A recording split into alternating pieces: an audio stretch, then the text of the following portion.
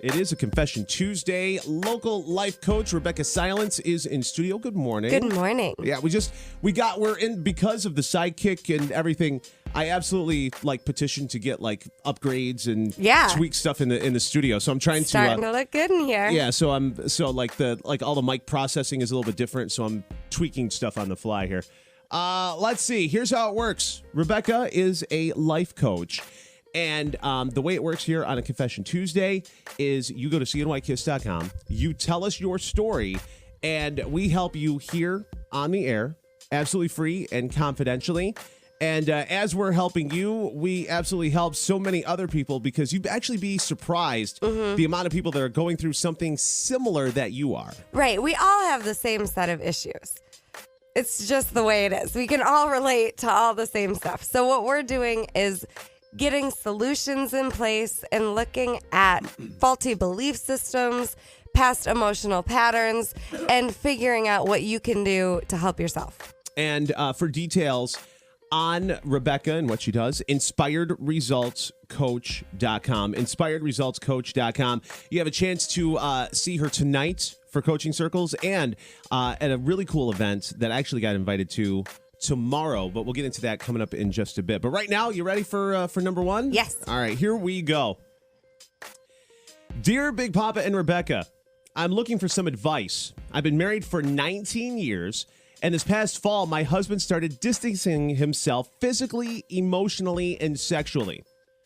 He said he loves me, but isn't sure that he is in love with me, and things need to change in our relationship to make it better if it can get better, he says.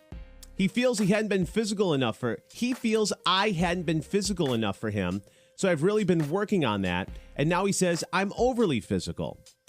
I asked if he had found someone else, and he 100% denies that. His cell phone is on his person most of the time and is locked at all times. I've had several times where I go to show him something or talk to him, and he'll be on his phone and he shuts it off immediately and turns it face down so I can't see it. This makes me suspicious. I just don't know what to do anymore. We went on vacation and everything went really well. He was physical and sex was great. Now back home, it's like we were never away together. I'm just beside myself, not knowing what to do. My mind is constantly wondering if he is with someone else and how I can get info off his phone.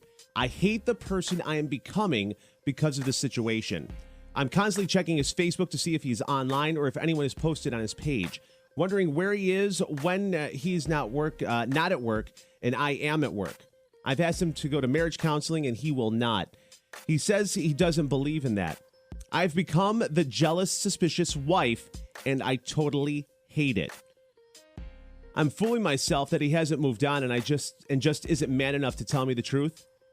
I've been losing sleep over this, and I'm an emotional mess. I need answers one way or another. Thank you so much. This is a very brave email. Yeah, and you're definitely not alone on this. Absolutely not. Absolutely not. On both sides here.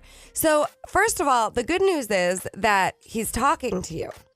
That's the good news. Yeah. He's actually communicating what isn't working. So that's a great place to start. But at the same time, she's trying to, she's listening, It's not physical enough. She tries to set up the physical, and then he communicates that's too much physical. So it's catch-22. Because in relationships, I believe both people are responsible for getting their own needs met. So what I want to say is there's never going to be anything you can do to make your husband happy.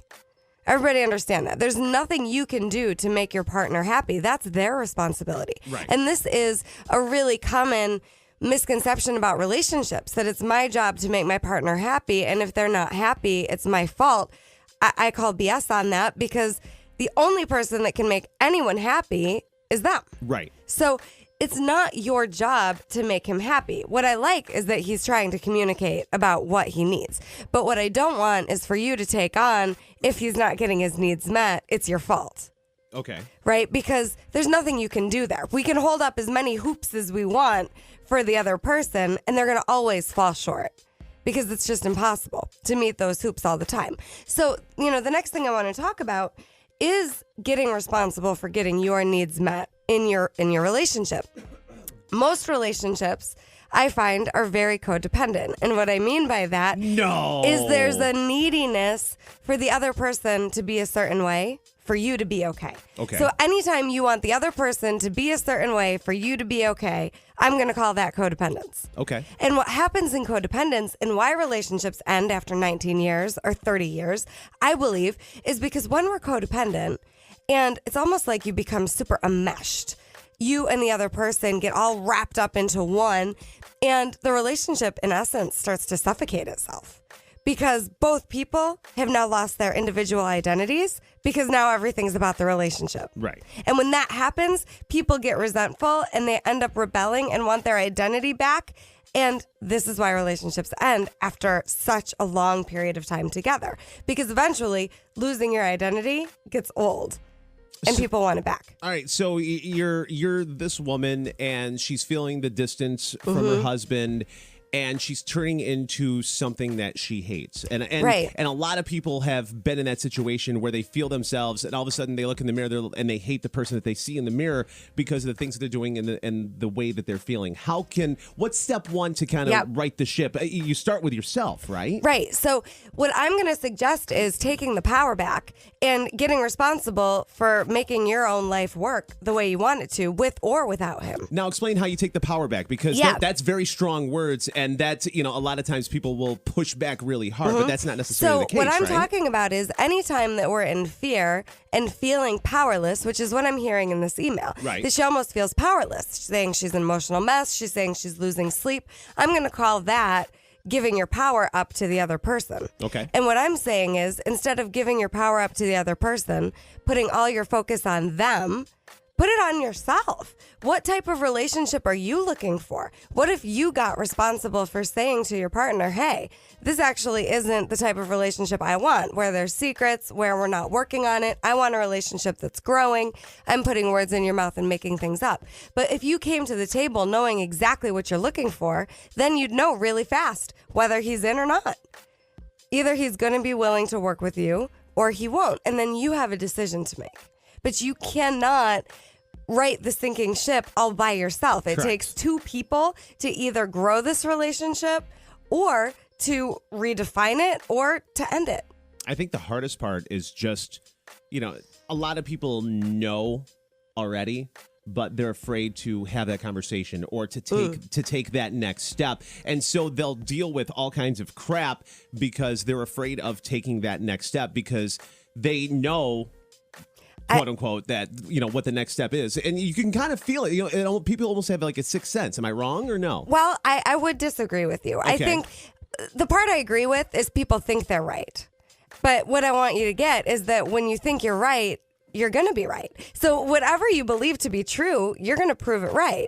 So I want you to be careful, because until you've had empowered conversations where you actually come to the table knowing exactly what you're looking for, you put it out there, you make it attractive, until that happens, you don't know. Okay. Because it takes someone stepping into leadership in the relationship for things to go in a new direction. So either people are leading down a fear-based road of self-destruction, or people are leading down a road of possibility. And if both people are just feeling powerless and, yep, this just sucks, then nothing can change. All right, so what's the homework for this woman?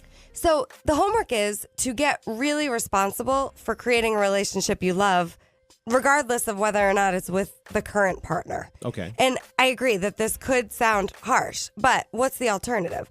Get the relationship you're looking for, and just understand you can never make anybody else change. And I think a lot of people don't want to try to change another person. But if you don't get committed to what you're looking for, you won't have it. So get so committed to what you're looking for that your partner knows you're doing this regardless, with or without that person, and see what happens then. Get really committed and be willing to never settle for anything less than what you're wanting. So my thought, number one, homework, is to write out exactly what you're looking for, to spell it out. Like, this is the type of relationship that I want. This is what I want for my life. Get really, really clear. And then you can come to the table not from a victim-y place, poor me, why don't I have it, but from a, I'm really excited because this is what I'm creating for myself, and I want so much for you to be a part of it. Are you interested? Local life coach Rebecca Silence, inspiredresultscoach.com. Do you agree? Do you disagree? Use hashtag Confession Tuesday.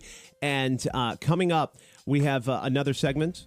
Go to cnykiss.com. Tell us your story. We'll handle it here on the air confidentially. And coming up next, we'll actually inform finalist number 2 of the Sidekick search. More on Confession Tuesday coming up next here on Kiss FM.